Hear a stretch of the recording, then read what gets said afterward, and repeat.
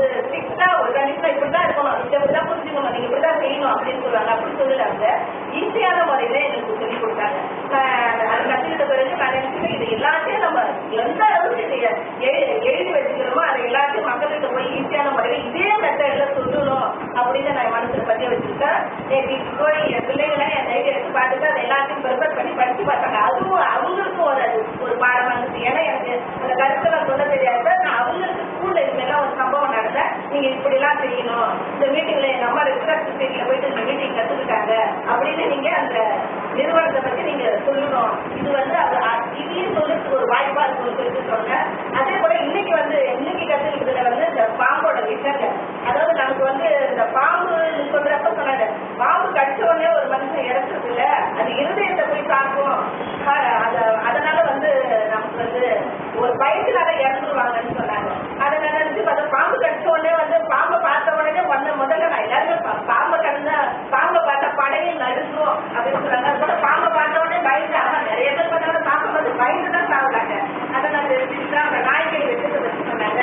இப்படி எல்லாருக்கும் விஷத்தன்மைகளை பற்றி இன்னைக்கு ஒரு முக்கியமா வந்து தீ பிடிச்சா எப்படி அதை அணைக்கணும், முதலுதவி எப்படி செய்யணும், ஒரு மனிதனோட உயிர் வந்து விளைவிக்க முடியாது, அந்த உயிரை காப்பாற்றுறதுக்கு நம்ம முதலுதவி நம்மளால முடிஞ்சதை செஞ்சு அந்த உயிரை காப்பாற்றணும் அப்படின்னு சொன்னாங்க. அது எனக்கு மிகவும் பிடிச்சிருக்கு. ஏன்னா ஒரு மனிதனை வந்து கடவுளை விட்டு படிக்கிறாரு, ஆனா அந்த மனிதன் வந்து அந்த உயிரை வந்து நான் போல போயிட்டு இன்னும் அழிச்சிருக்கான். ஆனா நம்ம வந்து அதை அந்த மரண கட்டுல இருக்கிறப்ப பாத்தீங்கன்னா ஒரு உதவி செஞ்ச உயிரை மீட்கும் போது அவருக்கு வந்து அந்த மரணத்தோட அந்த இது தெரியும். நம்ம இதெல்லாம் நடந்து கூடாதுன்னு உணர்ந்து திருத்தவும் ஒரு வாய்ப்பு இருக்கு. அதை நான் கற்றுக்கிட்டோம். முக்கியமா அந்த தீபாவளி சாமி மாதிரி இருக்கிற அந்த பெரிய இந்த தீ பிடிக்காம அந்த தீப்பொருள் எப்படி சமயம் அந்த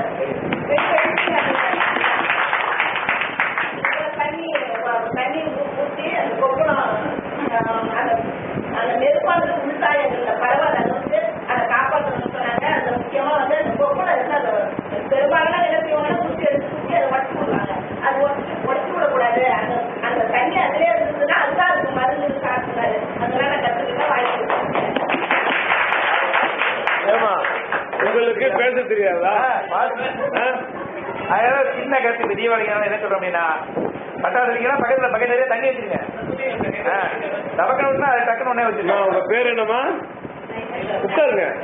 இதுக்கு முன்னாடி எந்த அமைப்புலயாவது இருக்கீங்களா? கட்டாயம் ஏதோ ஒரு அமைப்புல நீங்க இருந்திருக்கீங்க. எந்த அமைப்பு? பாராட்டணுமா? நீங்க அமைப்புல இருக்கிறது மக்களுக்கு சேவை செய்யறதானே, அதெல்லாம் ஒரு தவறுமே கிடையாது. அது பெருமையான விஷயம். நிறைய அமைப்புல நீங்க பணிபுரிஞ்சீங்கன்றது வந்து நிறைய அனுபவத்தை கொண்டு வந்து சேர்க்கும். இந்த உதவி செய்யறோன்றது இல்லையா, அதான் முதல் உதவின்றது எதுக்கு பேர் வச்சிருக்காங்க. எல்லாமே முதன்மையான உதவி, அதான் முதல் உதவி. ரொம்ப அருமையா அழகா பேசுவீங்க. ரெண்டாவது சொன்னீங்க பார்த்தீங்களா, டைரியில குறிச்சு வச்சிருந்ததை என் பிள்ளைங்க படிச்சு பார்த்தாங்க. ஃபர்ஸ்ட் பெனிஃபிஷரிஸ் உங்க பிள்ளைங்க, உங்க எல்லாருக்கும் அதானுமா? பிள்ளைங்க, கணவன்மார்கள், உடன்பிறப்புகள், சொந்தக்காரங்க, அவங்க எல்லாம் முதல் பயனாளிகள். நம்ம சமூகத்தில் அவங்களும் ரொம்ப சந்தோஷம். இல்ல ஃபர்ஸ்ட் எய்ட பொறுத்த வரைக்கும் நம்ம 6 வில்லேஜுமே 6 கிராமம் நம்ம ஐபிசிடி கிராமம் ரொம்ப முதன்மையா இருக்குமா. சந்தோஷமான விஷயம். Very good. வேற யாரு அடுத்தது? அடுத்த ஊர் என்ன ஊரு? புதுக்குப்பம். யாரு முதல் வருஷம் யாரு? எங்க? புதுக்குப்பம் விசி. சொல்லுங்க. இது எப்படின்னாக்க, கிணத்துல குழந்தைய காப்பாத்த போனான் ஒருத்தன், காப்பாத்தி கூட்டு வந்த சொன்னான், நான் எங்க விழுந்தா பக்கத்துல இருக்கா பிடிச்சி தள்ளி விட்டாங்கன்னு. சொல்லுங்க வாங்க, சும்மா நீங்க சொல்லுங்க, உங்களுக்கு தெரிஞ்சது சொல்லுங்கம்மா. ஒரு பேச்சாளர் மாதிரிலாம் சொல்ல வேண்டாம். வாங்கம்மா சொல்லுங்க. நீங்க வாரு சொல்லுங்க, அமைதியா சொல்லுங்க, ஒன்னும் பிரச்சனையே இல்லப்பா. முதல்ல இந்த பயிற்சியுடைய தாக்கம் எப்படின்னு தெரிய வேண்டாமா? சொல்லுங்க. அம்மா நாங்க கேட்க தயாரா இருக்கோம். சொல்லுமா, சொல்லுங்க. 2 நாள் இருக்கா இல்லையா? சாதாரணமா பேசுங்கம்மா, சாதாரண. இப்ப நீங்க போனவொன்னு உங்க வீட்டு பக்கத்து வீட்டு உங்க ஃப்ரெண்டு கிட்ட சொல்ற மாதிரி சொல்லுங்க. சரி, அவங்கள்ட்ட சொல்ற மாதிரி அவங்கள பார்த்து சொல்லுங்க. சரி சொல்லுங்க. உங்க பேர் என்ன? முதல்ல கலைவாணி. இப்ப நீங்க இது முதல் வருஷம் அட்டன் பண்றீங்க இந்த 2வது வருடம் அட்டன் பண்றீங்க. அப்ப ஏன் பேசுறதுக்கு தயக்கம்? சொல்லுங்க, எப்படி இருந்தது? சும்மா ஒரு லைன் சொல்லுங்க. நிறைய விஷயங்கள் தெரியாதுதான் தெரிஞ்சுட்டேன். சுனாமி டைம்லேயும் சார் நிறைய எனக்கு தெரிஞ்சு நிறைய பேருக்கு ஹார்ட்ல குடிக்கலாம் இருந்துச்சு. அப்போ ஃபர்ஸ்ட் எய்ட்லாம் எதுவுமே தெரியாது இல்லைங்களா? அதனால வந்து நிறைய பேர் இறந்துட்டாங்க. மயக்க மருந்து இருந்தவங்கள நாட்டு அழைச்சி சொல்லிட்டாங்க. இப்பதான் நான் தெரிஞ்சுக்கிட்டேன். ஓ, வேலிட் பாயிண்ட்மா, சொல்லுங்க.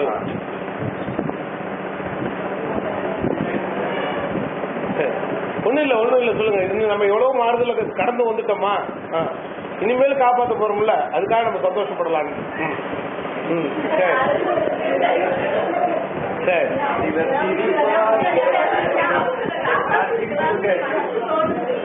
அதான் சரி காயத்தெல்லாம் வந்து இந்த கொப்பளத்தெல்லாம் நான்வெஜ் அனுப்பிச்சுருக்கோம். அதெல்லாம் அதுக்கப்புறம் பெரிய காயமா வந்து அது பெரிய வழிவாக மாறிச்சு. அதெல்லாம் இருந்துன்னா சரியா இருந்துருக்குமா? ரொம்ப சந்தோஷம், ரொம்ப அருமையா